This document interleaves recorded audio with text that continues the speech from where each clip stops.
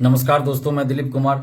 दोस्तों, बीएसएससी प्रथम इंटर स्तरीय बहाली को जल्द पूरा करने की मांग को लेकर 23 सितंबर को जो छात्र महा आंदोलन हुआ था वो काफी सफल रहा और उसका असर भी अब देखा जा रहा है। और उस दिन जो आप लोगों ने एकजुटता दिखाई वो काबिले तारीफ थी, लेकिन इस एकजुटता को आगे भी बरकरार रखना होगा। इस बात का हम सभी को ध्यान रखना है। जो एकजुटता 23 सितंबर को हम लोगों ने दिखाई थी उस एकजुटता को आगे भी बरकरार रखना होगा, क्योंकि ये बीएसएससी है जो कभी भी अपनी बातों से मुकर सकती है और कभी भी फिर पुराने रवैये पे आ सकती है, क्योंकि इसका इतिहास रहा है कि एकदम सुस्त रवैया अपनाती है बीएसएससी। ये तो आंदोलन का असर है कि थोड़ी तेजी आई है, लेकिन बीएसएससी प्रथम इंटर स्तरीय बहाली का काउंसलिंग नवंबर प्रथम सप्ताह में शुरू हो जाए, इसके लिए हम सभी को एकजुट होकर प्रयास लगातार जारी रखना होगा। क्योंकि अगर हम लोग प्रयास छोड़ देते हैं तो फिर बीएसएससी पुराने रवैये पे लौट आएगी। तो इसीलिए आप लोग पढ़ाई भी कीजिए और एकजुट होकर आवाज भी उठाते रहिए इस बहाली को जल्द पूरा करने की मांग को लेकर।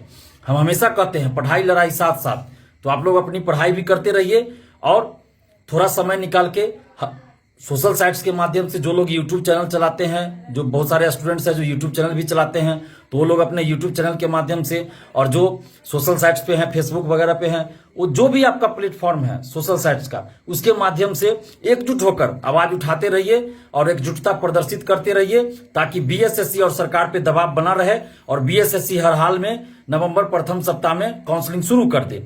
और अगर नवंबर प्रथम सप्ताह में काउंसलिंग शुरू करना है तो बीएसएससी को दुर्गा पूजा के तुरंत बाद काउंसलिंग का लिस्ट जारी करना पड़ेगा, रैंक लिस्ट जारी करना पड़ेगा और काउंसलिंग के लिए क्या डॉक्यूमेंट्स चाहिए वो लिस्ट भी जारी करना पड़ेगा। आखिर बीएसएससी काउंसलिंग का लिस्ट जारी करेगी तभी तो काउंसलिंग शुरू होगा नवंबर प्रथम सप्ताह में। तो बीएसएससी फिर से कोई बहानाबाजी न करे, इसलिए हम लोग को एकजुट होकर लगातार प्रयास जारी रखना है और जो संख्या 23 सितंबर के आंदोलन में था उस संख्या को भी बढ़ाना है और कोशिश करना है कि कम से कम उससे 10 गुना ज्यादा संख्या हो जब आगे हम लोग कोई आंदोलन करें तो। और बीएसएससी अगर दुर्गा पूजा के तुरंत बाद काउंसलिंग के लिए लिस्ट जारी नहीं करती है तो फिर हम लोगों को अनशन के बारे में सोचना पड़ेगा और उस पर रणनीति बनानी पड़ेगी और एक ठोस रणनीति के तहत हम लोग अनशन पे बैठेंगे, जिसकी घोषणा हम लोगों ने गर्दनी बाग में 23 सितंबर को ही कर दिया था। तो हम लोग उससे पीछे नहीं हटेंगे और आप लोग बस एकजुट रहिए और जिस एकजुटता का परिचय 23 सितंबर को दिया आप लोगों ने, उसी एकजुटता को बरकरार रखते हुए आगे भी एकजुटता दिखानी है और बीएसएससी और सरकार पे दबाव बनाए रखना है। और अभी कुछ परीक्षार्थियों ने मुझे फोन करके बताया है कि 1218 अभ्यर्थियों में से बहुत सारे अभ्यर्थियों के बारे में पता चल रहा है कि वो फर्जी है, यानी बैकडोर एंट्री है, पैसा लेके एंट्री करवाया गया बीएसएससी के द्वारा।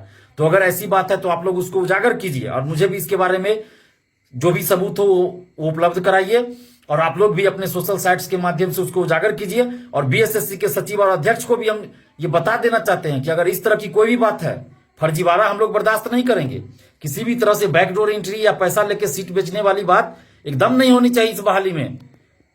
तो बीएसएससी के सचिव और अध्यक्ष एकदम अच्छी तरह इस बात को समझ लें, अच्छी तरह से जान लें कि हम लोग किसी भी तरह का फर्जीवाड़ा और किसी भी तरह की धांधली को बर्दाश्त नहीं करेंगे। और बीएसएससी के सचिव और अध्यक्ष महोदय ये जान लीजिए कि इसी फर्जीवाड़ा के चक्कर में 2017 में तत्कालीन अध्यक्ष और सचिव जेल जा चुके हैं, तो उसकी पुनरावृत्ति आप मत कीजिए।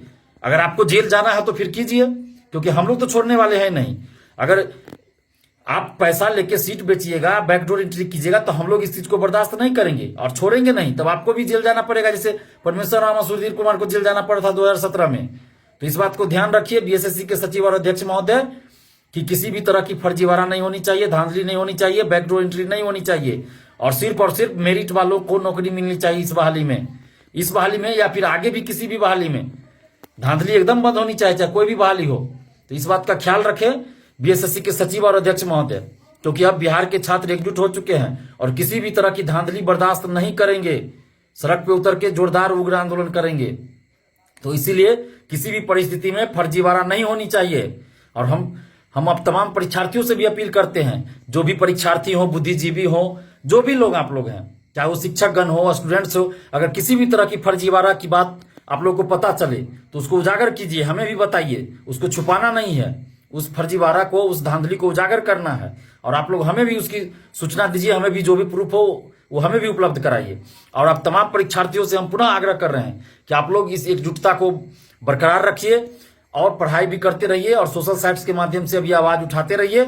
और बीएसएससी अगर दुर्गा पूजा के बाद रैंक के लिए ये काउंसलिंग के लिए रैंक लिस्ट जारी नहीं करती है, काउंसलिंग से संबंधित एग्जैक्ट डेट घोषित नहीं करती है कि किस तारीख से आप काउंसलिंग करवाइएगा नवंबर प्रथम सप्ताह में, तो फिर हम लोग अनशन पे बैठेंगे, जिसके लिए आप सबों का समर्थन चाहिए, आप लोगों की एकजुटता चाहिए। और हर हाल में इस बहाली को जल्द पूरा करवाना है और किसी भी तरह की धांधली ना हो, इसका भी ख्याल रखना है। तो सिर्फ ये तभी संभव है जब आप लोग एकजुट रहिएगा, तब कुछ भी संभव है, क्योंकि स्टूडेंट पावर से बड़ा कोई पावर लोकतंत्र में नहीं है और वो हम लोग दिखा भी चुके हैं। आप लोग जब एकजुट रहते हैं तो देखिए उसका असर भी पड़ता है।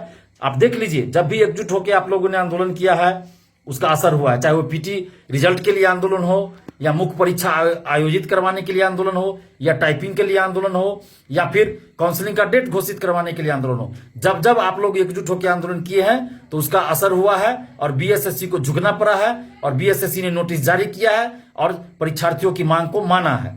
तो इसलिए आप लोग एकजुट रहिए और आगे भी हम लोग एकजुट होकर लड़ाई लड़ेंगे, और जब तक ये बहाली को पूरा नहीं कर देते हैं तब तक हम लोग चैन से नहीं बैठेंगे। बस आप लोग एकजुट रहिए। धन्यवाद। जय हिंद।